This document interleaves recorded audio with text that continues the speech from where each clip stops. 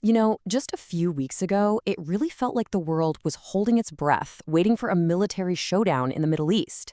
It all started with this really dramatic ultimatum, and then it just fizzled out in a way nobody saw coming.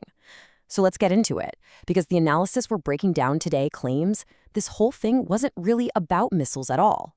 Nope, it was about money. So it all kicked off with this post, a 48-hour deadline. Iran had to open the Strait of Hormuz or face, and I'm quoting here, obliteration.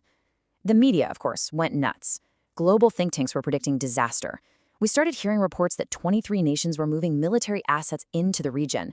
I mean, it looked for all the world like we were right on the brink of a major war.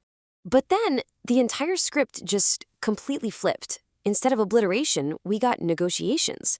That hard 48-hour deadline, it got a 5-day extension. And instead of this massive military escalation, Iran actually came to the table. So what on earth happened? What explains this massive gap between the threat we all saw and what actually went down?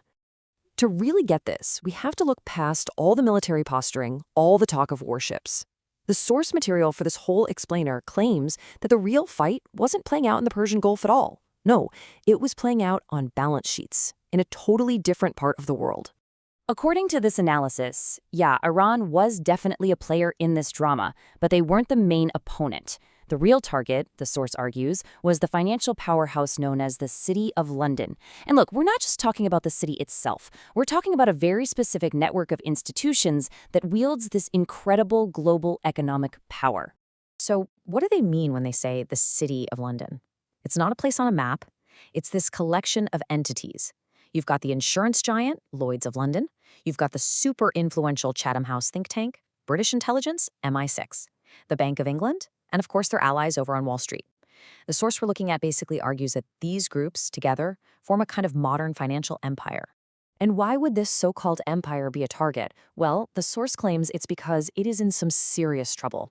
We're talking a massive energy crisis back home and government borrowing costs that have surged to levels we haven't seen since the 2008 financial crash.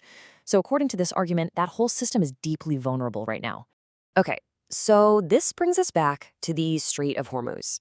If Iran didn't put up a big naval blockade, and if tankers were technically still allowed to pass through, what actually stopped them?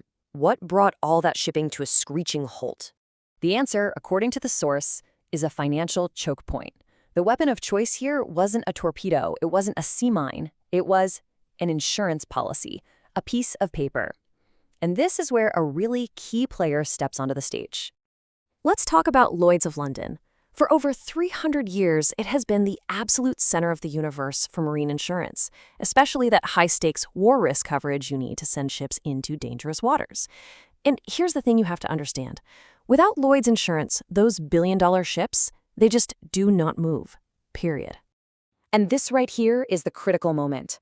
On March 2nd, for the first time in its 337-year history, and think about that, through the Iran-Iraq tanker war, the Gulf War, every single crisis before this, Lloyd's of London canceled war risk coverage for the Strait. They didn't just jack up the prices, which they've done before. The source says they shut it down completely. And the effect was just immediate and absolutely devastating. As you can see here, traffic through the world's most vital energy choke point just collapsed. It dropped by 81% in a single week. It's a pretty stunning picture of the raw power behind that one single financial decision. So the whole argument here is that while Iran might have provided the excuse, maybe with a few drones or some threatening words, it was the City of London that allegedly pulled the trigger on the global economy. The strait wasn't physically blocked, it was financially sealed shut. And according to this analysis, that was done to create an economic crisis designed to hurt the US and pull the Gulf states back into London's orbit. But you have to wonder, is this kind of economic chess game something new? Well, the source we're examining says absolutely not. In fact, it argues that to really understand what's happening today, you've got to go all the way back to a secret meeting on a US warship, right at the end of World War II. And this historical parallel, it's totally key to the source's entire argument.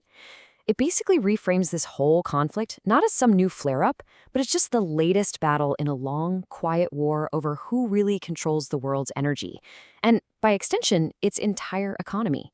So let's just walk through this timeline. Back in 1945, President Roosevelt, FDR, he secretly meets with the King of Saudi Arabia. and he deliberately cuts Winston Churchill out of the loop to create a direct U.S.-Saudi relationship over oil. Fast forward to 1971, the source claims London had managed to wiggle its way back in, becoming the key financial middleman for the new petrodollar system. So the whole argument is that what we're seeing right now is just another American attempt to, once and for all, cut out that very powerful middleman. And this quote, which was recorded right after the Saudi king met both leaders, is really telling. He saw Churchill as devious and hard to understand, but he found FDR to be direct, looking for real understanding. The source uses this to draw a straight line to today, suggesting that the Gulf leaders would much rather deal directly with the U.S., bypassing what they see as old imperial games. Okay, so where does all of this leave us? What does it all add up to? Well, according to this source, this isn't just some little squabble over shipping lanes. This is a fundamental war over who gets to set the price of the single most important commodity on planet Earth. And this, right here, is the central thesis.